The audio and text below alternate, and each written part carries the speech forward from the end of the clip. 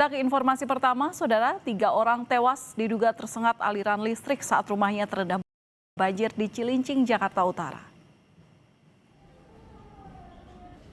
Korban yang merupakan pasangan suami istri ditemukan tewas diduga karena tersengat dan berasal dari alat elektronik di dalam rumahnya di Semper Barat, Cilincing, Jakarta Utara.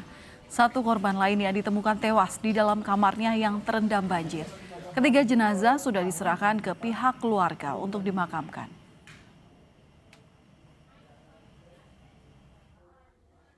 Dari data yang kami terima, untuk warga yang meninggal karena terserang arus listrik ada 3 orang, 1 di Kalibaru dan 2 orang suami istri ada di Semper Barat RW 8. Nah, kami juga sudah menghimbau juga kepada warga-warga yang lain agar selalu berhati-hati, baik itu terhadap waspada banjir maupun arus sengatan listrik.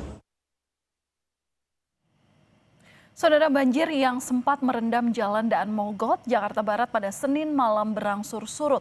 10 mesin pompa dikerahkan untuk mempercepat penyedotan air dari jalan.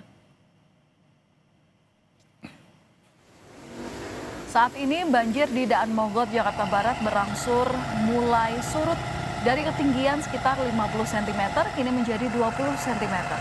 Sebanyak 16 petugas dari sumber daya air Pemkot Jakarta Barat disiagakan di lokasi.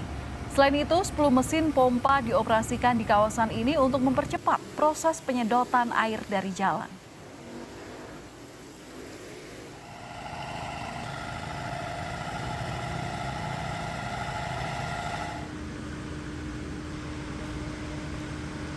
Banjir masih merendam Jalan Gunung Sahari dan Mangga 2 Raya Pademangan, Jakarta Utara.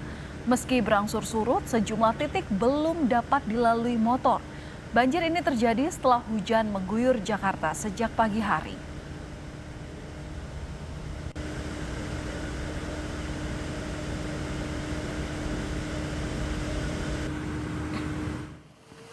Sementara itu, banjir juga masih merendam akses tol Bandara Soekarno-Hatta hingga Senin malam di kilometer 31400.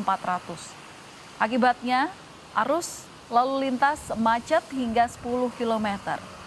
Polisi melakukan rekayasa lalu lintas berupa sistem buka tutup jalur.